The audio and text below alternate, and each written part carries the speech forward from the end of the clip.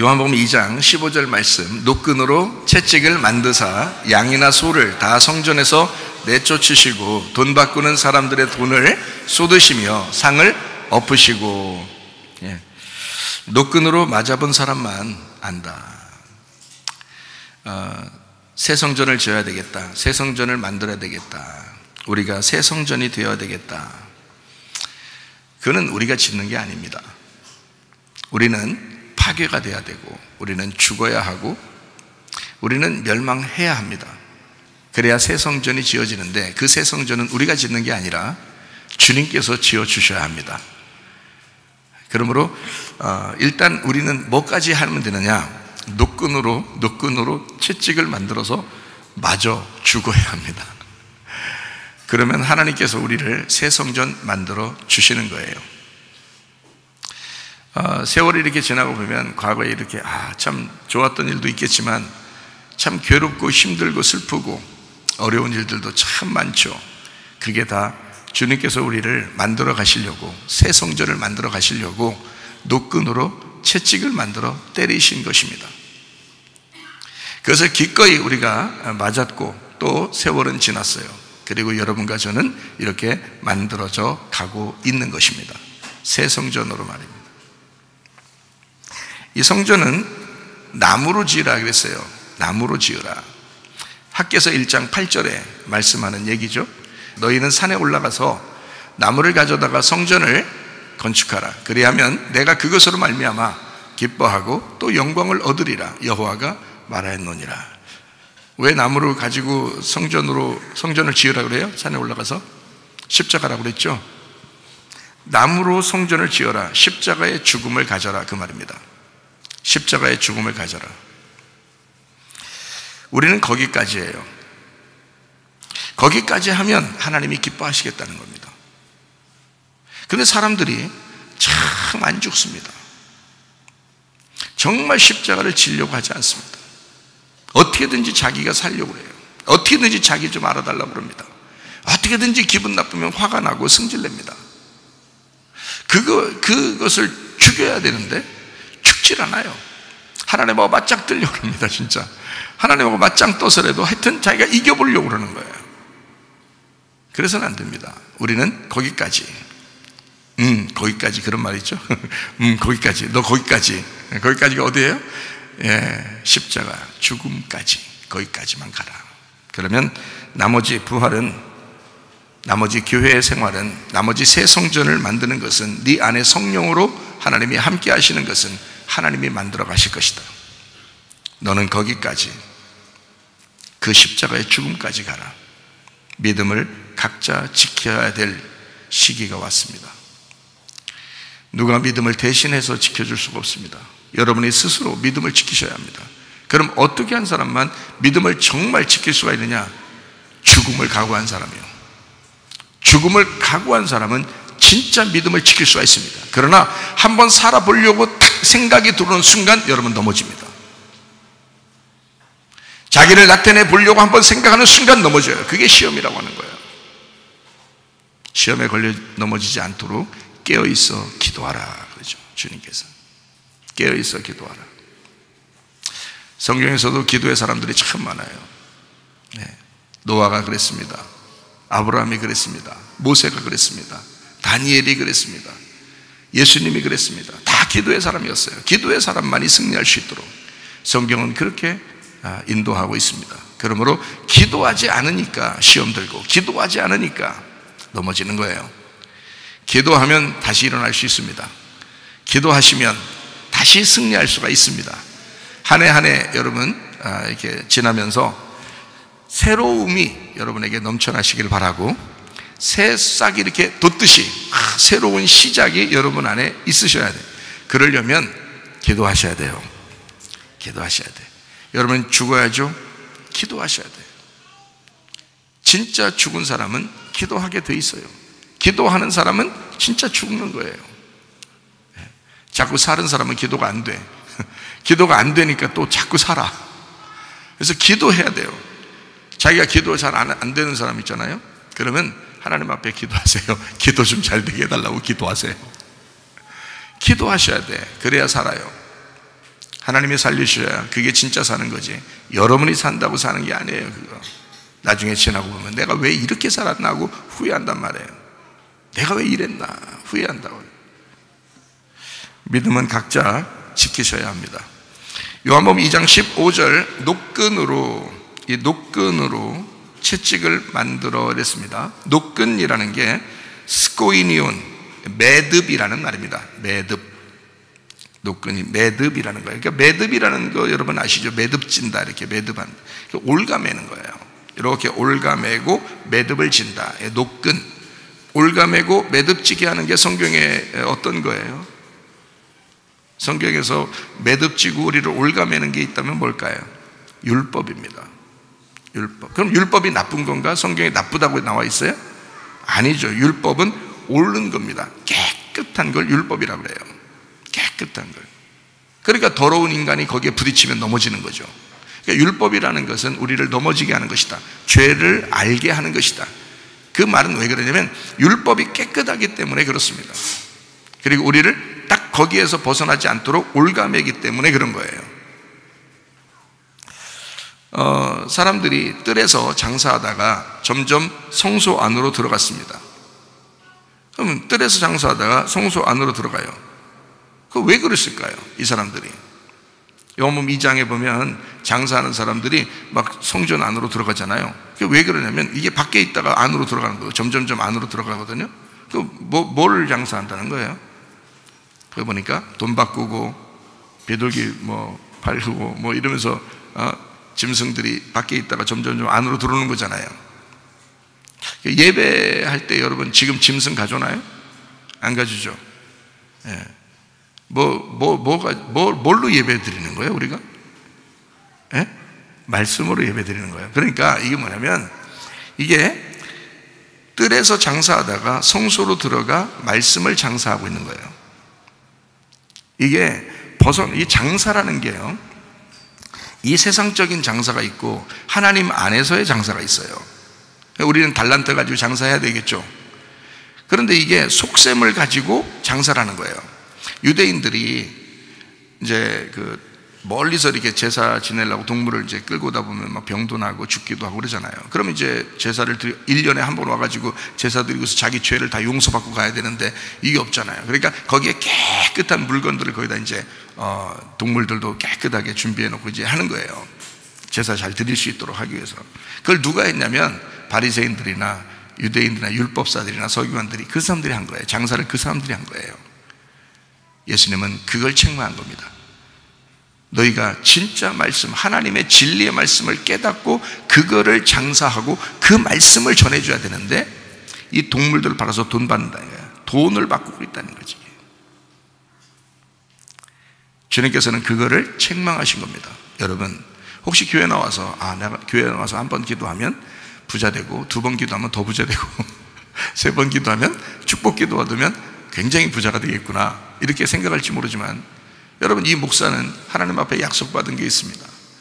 사람들에게 기도해줘라. 너의 손을 얹어 기도해줘라. 그 사람들에게 무엇을 약속하고 기도해주면 성령의 기름 부음을 기도해줘라. 성령의 기름 부음을 약속해서 기도하면 그가 말씀을 깨닫게 될 것이다. 그가 말씀을 깨닫게 되면 그 말씀을 깨달은 것 때문에 형통하게 될 것이다. 성경은 그런 순서가 있는 거죠. 순서 없이 그냥 막 사람들이 원하는 대로, 소원하는 대로 다 되고 그러는 게 아닙니다. 목사가 해야 할 일은 하나님의 성령의 기름 부음을 기도해 주는 거예요. 저도 성령의 기름 부음을 받은 거죠. 성령의 기름 부음을 받았기 때문에 그 성령의 기름 부음을 나눠주는 거예요. 그렇게 기도해 줘라. 그러면 그가 지혜가 생길 것이다. 말씀이 들어올 것이다. 말씀이 깨달아질 것이다. 그러면 그것 때문에 다른 일들이 형통한다. 이게 순서예요. 저는 그 약속을 하나님 앞에 받았고 실제로 그렇게 하고 있는 중입니다. 네. 자, 사람들은 율법을 가지고 올가매고, 사람들을 올가매고 또 장사했습니다. 이거는 옳은 방법이 아니에요. 그래서 주님께서는 이 노끈을 가지고, 율법이라는 노끈을 가지고 채찍을 만드는 거예요. 채찍을 만들다, 이 채찍이라는 게 푸라겔리온, 이게 채찍입니다. 푸라겔리오에서 나온 건데 채찍질하다라는 것에서 나온 겁니다. 이 채찍질하다라고 하는 건 채찍질을 왜 해요? 채찍질. 자, 봐요. 제 손을 잘 봐요. 채찍질. 이게 채찍질이에요? 제 손을 보면 이게 채찍질일까요?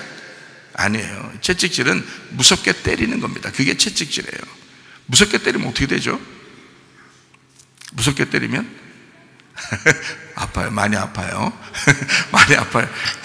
근데 이게 채찍질, 성경에 있는 이 채찍질은 어떤 의미를 가지고 우리가 봐야 되냐면 이렇게 보는 겁니다. 채찍질을 무섭게 때렸다 그러면 이게 갈라지는 역사가 일어나는 거예요. 자, 이제 좀 이해가 되겠죠? 모세 보고 막대기를 들어서 어떻게 했어요? 너 모세 지팡이 그 막대기 들고서 홍해바다 앞에 있으니까 어떻게 해요? 그거를 내리쳐라 그러죠? 예. 물론 이게 막대기를 이렇게 지팡이를 이렇게 물에다 대고서요 지지지지 이렇게 할 수도 있었어요. 그래도 갈라져요. 그렇지 않겠어요? 아니 그걸 안 돼도 갈라질 수 있어요. 하나님의 능력인데. 그렇죠? 그런데 그걸 내리쳐라 그렇게 얘기해요. 왜냐하면 갈라내라는 겁니다. 찢어내라는 겁니다. 이건 무슨 의미냐면 앞뒤를 갈라라, 좌우를 갈라라, 앞뒤 전후를 갈라내라 이거야. 딱 구분하라는 거죠. 다시 말하면 경계를 만들어라. 앞뒤 좌우를 네가 경계를 만들어 분별력을 가져라. 홍해바다가 갈라졌습니다. 애국과 광야의 경계를 만든 것입니다. 요단강물을 갈라냈습니다. 그 요단강물은 가나안 땅과 광야의 경계였습니다. 그거를 갈라냄으로써 통과하게 되는 거죠. 홍해바다는 애굽과 광야의 그 경계선이었습니다. 이거를 채찍으로 때림으로써, 막대기로 때림으로써 이거를 찢어냈고 이거를 갈라내서 여기를 그 경계를 넘어가도록 만들었습니다. 홍해바다도 넘어갔죠. 요단강도 넘어갔죠. 다 무슨 역사가 있었어요? 물이 갈라지는 역사가 있었어요. 자, 어떻게 됐기 때문에, 무엇 때문에 그렇게 갈라지게 했죠? 채찍을 때린 겁니다. 채찍을 때렸기 때문에 그걸 넘어갈 수 있었던 거예요. 여러분, 믿음의 성장이라고 하는 것은 그냥 막 이루어지는 게 아니라 노끈으로 맞아봐야, 노끈으로 채찍을 만들어 맞아봐야 믿음이 성장하는 거예요. 그냥 막 성장하는 게 아니에요. 여러분에게 어려움이 당한다는 것은 하나님의 사랑입니다. 하나님께서 여러분을 갈라냄으로써 그걸 통과하도록, 믿음의 성장을 가져오도록, 말씀을 깨닫도록, 주님의 사랑을 이해하도록 만들려고 하는 하나님의 계획이었다. 그거를 여러분이 기억하셔야 합니다. 요한복음 1장 48절 한번 보겠습니다. 나다나엘이 이르되 어떻게 나를 아시나이까? 예수께서 대답하여 이르시되 빌립이 너를 부르기 전에 네가 무화과나무 아래에 있을 때에 보았노라 그랬습니다. 나다나엘이라는 사람은 히브리 말로 이름이 네타넬이라는 단어입니다. 네타넬, 이게 무슨 말이냐면 하나님에 의해서 주어진 이라는 이름이에요. 하나님에 의해서 주어진. 아주 이름이 좋죠. 아주 이름이 좋습니다. 나탄하고 엘의 합성어인데, 나탄이라는 말이 주다, 첨가하다, 뼈대를 만들다, 허락하다 라는 말이고, 엘이라는 말이 하나님이라는 말입니다. 그러니까 하나님께서 뼈대를 만들어 주시는 자, 하나님께서 첨가해, 하나님이 허락하신 자, 하나님께 의해서 주어진 자, 나다나엘이라는 사람입니다. 참 좋은 이름을 가졌죠. 이 사람이 어디에 있었다고요? 무화과나무 아래에 있었답니다. 무화과나무라고 하는 것은 성경에서 무화과나무 잎으로 아담과 하와가 무화과나무 잎으로 이렇게 이제 치마를 해 입었죠. 그러면 무화과나무 잎으로 치마를, 과연 무화과나무 잎으로만 치마를 해 입었을까? 성경에 거기에는 창세기에서는요 선악과와 생명나무가 있었습니다. 선악과를 먹으니까 무화과나무가 어디서 나타난지 갑자기 등장을 했어요. 나타나서 그 다른 나무도 그럼 있었겠죠, 그죠? 근데 무화과나무 잎으로 굳이 그걸로 치마를 만들어 입었어요. 뭔가 의미가 있겠죠, 그죠? 그 무화과나무는 뭐를 의미하려고 성경에서 나온 거냐면 사람을 얘기하려고 한 겁니다. 사람, 이 땅의 사람을 얘기하려고. 그래서 무화과나무 열매가 있어요. 그 무화과나무 열매를 여러분이 아시죠? 이게 무화과나무 아래에 있었다 했을 때, 이 나다나엘이 무화과나무 아래에 있었다, 그 말은 사람 아래에 있었다 그 말이에요. 사람과 같이 있었다, 사람의 의견을 존중했다. 지금으로 말하면 신학에 능통한 사람이다. 하나님이 만드신 게 아니라, 하나님이 직접 성경으로 주신 게 아니라 많이 배운 사람이란 얘기예요. 무화과나무 아래에서, 다시 말하면 율법을 공부를 많이 한 사람이다. 광야에서 공부를 많이 한 사람이다. 이게 무화과나무 아래에 있는 사람이다. 이런 사람을 하나님이 보고 있었습니다. 그가 그렇게 공부하면서, 그가 그렇게 많이 알면서 자기 스스로는 얼마나 힘들었겠나. 저도 공부를 열심히 많이 해봤거든요. 그런데 이상하게 허무하더라고요. 이상하게 뭔가 이건 아닌, 완전히 딱 성경이 딱 연결되는 이게 잘 안 오니까 힘들더라고요. 근데 이 나다나엘도 아마 그랬는가 봐요. 무화과나무 아래에서 굉장히 고민에 빠져 있었던 그런 모습이었는가 봐요. 아마 주님께서 너 무화과나무 아래에 있었지 라는 것을 얘기하는 것으로 볼 때, 무화과나무는 율법을 상징하고 그리고 사람을 의미합니다. 그래서 그 무화과나무는 사실 씨 없는, 열매로서 없는 그런 나무예요. 그게 무화과나무가. 그러니까 사람의 모습인 거예요. 진짜 열매가 아닌 거예요. 진짜 열매는 예수님이죠. 예수님은 씨가 있어요. 씨가 있고 그 씨가 열매를 맺어요. 그래서 나무에 씨에 열매가 있는 거, 그래서 성경에서는 나무에 씨에 열매가 있는 걸 먹으라 그러죠. 그게 감람나무입니다. 감람나무, 그리고 포도나무입니다. 성경의 대표적인 나무, 예수님께서 같이 있고 좋아하고 이렇게 하는 그런 나무를 상징하는 것이 있는데, 그게 바로 감람나무하고 포도나무예요. 그 특징을 보면 그들은 씨가 있고요, 열매가 분명합니다. 그래서 그걸 통해서 기름도 짜고 그걸 통해서 포도주도 만들고 이러는 거죠. 그게 하늘의 잔치고 하나님의 성령을 의미하는 거예요. 그래서 감람은 하나님의 성령을 의미하고 포도주는 하늘의 잔치를 의미하고 예수의 피를 의미합니다. 그런데 무화과는 이게요, 열매도 아닌 것이 열매같이 나와 있는 거예요. 그게 무화과나무예요. 그래서 이 무화과나무 잎으로 이게 치마를 해 입었다 할 때, 그것은 사람을 더 의지하게 되었다. 선악과를 먹고 사람을 더 의지하게 되었다. 사람의 지식에 빠졌다. 그 유전과 전통에 빠졌다. 그 율법에 매여 있다.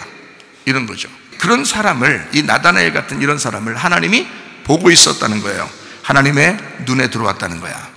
하나님의 눈에 들어오면 여러분이 어떠한 상황, 어디에 있든지 언제 어디에서 무엇을 하든지 하나님의 눈에만 들어오면 구원받습니다. 그러니까 한 해 한 해 살면서, 한 해가 새롭게 시작하는 한 해가 하나님의 눈에 들어온 한 해가 되어야 하셔요. 예배하고 하루를 시작하고 예배하고 한 해를 시작하는 하나님의 사람들에게 하나님께서는 하나님의 눈을 고정할 것입니다. 고정하시옵소서. 눈이 고정되는 거예요. 하나님께 은혜 받은 사람 나다나엘, 그러니까 하나님에 의해서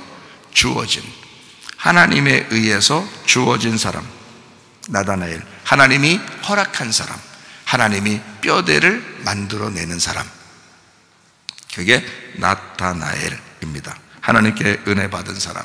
하나님께 은혜 받은 사람, 창세기 6장에 한 명 또 나오죠. 누구예요? 노아입니다. 노아가 하나님의 은혜를 받은 사람이었어요. 자, 이 사람이 하나님의 눈에 딱 들어왔어요. 노아가요. 하나님께 은혜를 받았더라 그랬거든요. 그 말은 다른 말로 말하면 하나님의 눈에 들어왔더라 그 말이에요. 여러분도 하나님의 눈에만 딱 들어오면 은혜 받습니다. 그래요. 그래서 거기서 이제 방주에 들어가게 하죠. 방주에 들어가라 라고 했어요. 그럼 들어가야 돼요. 나와라 그러면 나와야 되고 방주에 들어가라 그 말은 다른 말로 말하면 뭐예요? 죽어라 그 말이고요, 무덤에 가 있어라 그 말이고, 그 다음에 나와라 그런 말은 뭐예요? 성탄해라 그 말이에요.